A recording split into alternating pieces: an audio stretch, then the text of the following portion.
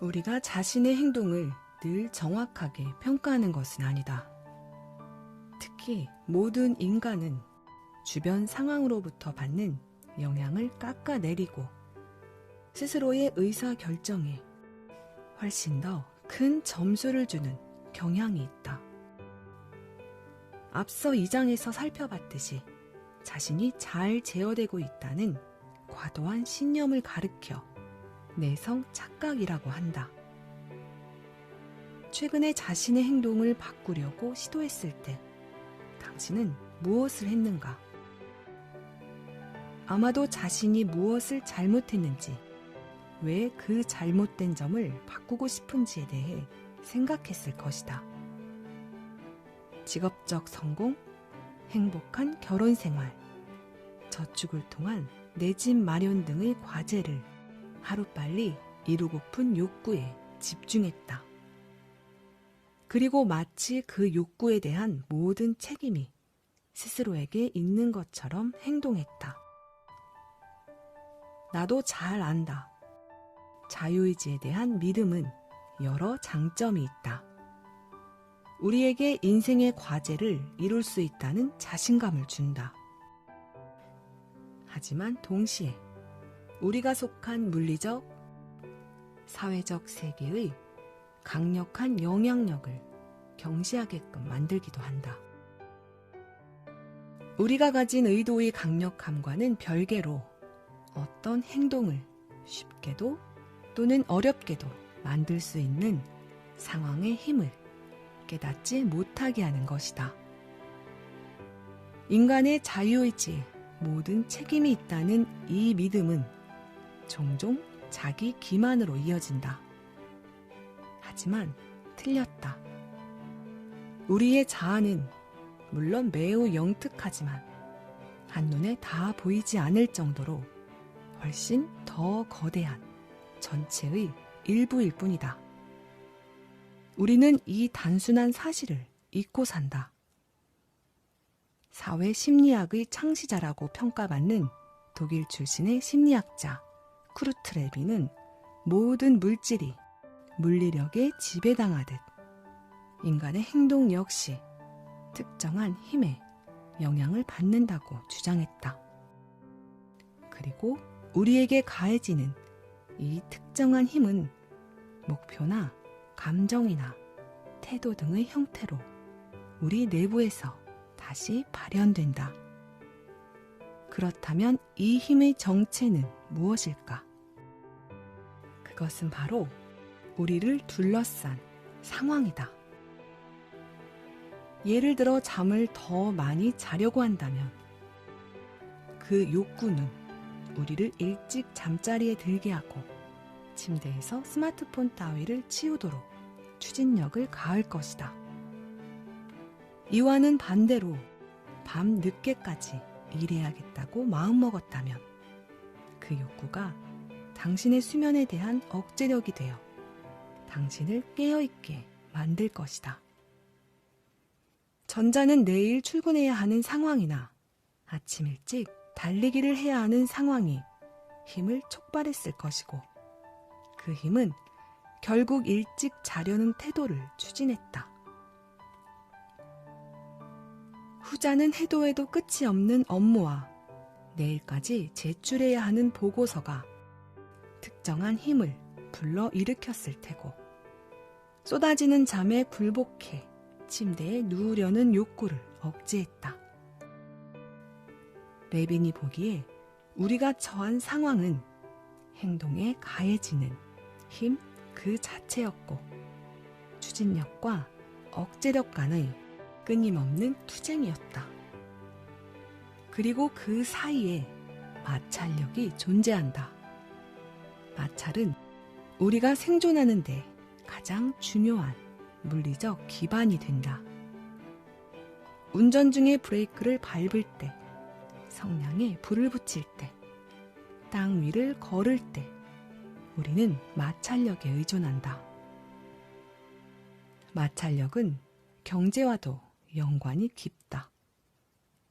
경제학자들은 공급자와 소비자 간의 시간 마찰, 노력 마찰, 비용 마찰 등이 상거래를 지연시키고 비효율을 야기한다고 한탄한다. 레비는 이 세 가지 요소, 추진력, 억제력, 마찰력을 묶어 역장 이론으로 정리했다. 이 원리에 따르면 담배 규제 법안은 흡연을 억제한다. 그러나 우리의 주변 상황이 흡연을 다시 추진할 수도 있다. 흡연하는 주변 사람의 모습을 보는 것만으로도 한동안 담배를 피우지 않았다는 생각이 마음속에 떠오른다. 외부적 힘, 상황에 따라 추진력과 억제력이 끊임없이 교차하는 것이다. 상황은 우리를 둘러싼 세상의 모든 것, 즉 나를 제외한 모든 것을 가리킨다. 함께하는 사람들, 때와 장소, 취하는 행동 등 모든 것을 포함하는 개념이다. 심지어 스마트폰 속 가상세계 역시 상황이다. 이러한 모든 외부적 힘이 우리의 행동을 추진하거나 억제한다. 레빈의 유명한 등식에 의하면 행동이란 인간과 상황 환경이 결합한 결과다. 기술적으로는 행동은 사람, 상황 환경이라고 적을 수 있다. 이처럼 우리는 상황에 따라 행동하고 스스로를 평가하면서도 주변 상황의 영향력을 무시하는 경향이 있다. 그러니 변화를 꾀할 때 의지력과 동기부터 찾아 나서는 것도 놀랄 일은 아니다. 어떤 행동이 주변의 압박에 얼마나 크게 좌우되는지 우리는 깨닫지 못한다. 하지만 우리의 습관은 그 점을 알고 있다. 더 건강해지겠다고, 더 부자가 되겠다고, 더 똑똑해지겠다고 마음을 다잡는 데 실패했다면 스스로를 자책하는 대신 부엌을 정리하라. 과일 바구니를 눈에 더 잘 띄는 곳에 둬라. 설탕 덩어리 쿠키를 파는 커피숍을 피해 약간만 더 돌아서 출근하라. 브라우니를 가져오는 동료를 피하라. 우선 자신을 용서한 다음 당신이 살고 있는 상황을 평가하여 자신의 삶을 더 쉽게 만드는 일에 착수하라. 그렇게 하면 우리의 인생에는 좋은 습관만 굴러들어올 것이다. 아마도 당신은 배우자와 더 행복한 관계를 이어가길 원할 것이다. 그 목표를 위해 인내와 끈기에만 의존해야 한다면 상대가 화를 내거나 짜증을 부릴 때 독한 말을 퍼붓고 싶은 충동을 억누르고 억지로 따스한 말만 꺼내려고 노력해야 할 것이다. 혹은 직장에서 일을 미루는 버릇을 고치고 싶은가? 같은 방법으로 대처해야 한다면 당신은 인스타그램을 확인하고 싶은 충동, 말 많은 동료와 어울리고 싶은 충동을 계속해서 이겨내야 한다. 즉, 명확한 목표를 설정한 다음 그 목표를 이루기 위해 모든 노력을 기울여 우리의 행동을 제어해야 하는 것이다. 하지만 엔젤라 더크워스 연구팀이 진행한 실험 참가자들이 경험했듯 자기 통제를 이용한 행동 변화는 상황을 변화시킴으로써 얻을 수 있는 행동 변화처럼 그리 성공적이지 못하다. 설사 동일한 효과를 얻을 수 있더라도 우리의 행동을 제어하겠다는 야무진 시도는 결코 즐거운 일이 아니다. 계속해서 자신의 욕구와 맞서 싸워야 한다는 뜻이기 때문이다. 마음속에 떠오르는 것을 억지로 참아야 하며 흥을 깨고 금욕 속에 자신을 밀어 넣어야 한다. 공부하는 공간, 즉 환경의 변화를 꾀한 학생들은 자신과의 불쾌한 전쟁을 치르지 않았다. 이들은 물리적, 사회적, 주변 환경에서 놀고 싶은 유혹을 아예 제거함으로써 여러 바람직하지 않은 욕구를 차단했다. 예를 들어 친구와 영화를 볼지 말지 갈등하지 않았다. 그런 유혹의 가능성이 존재하지 않는 도서관이라는 공간에 자신을 가뒀다.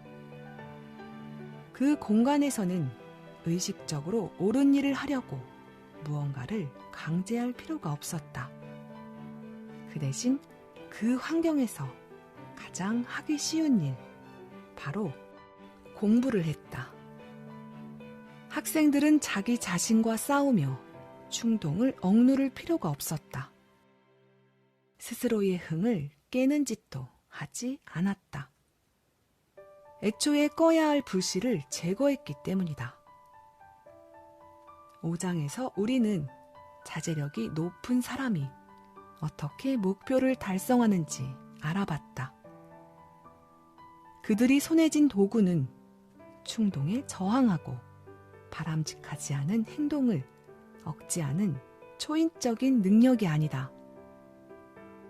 자제력 점수가 높은 사람들은 통제력을 아예 사용하지 않는다.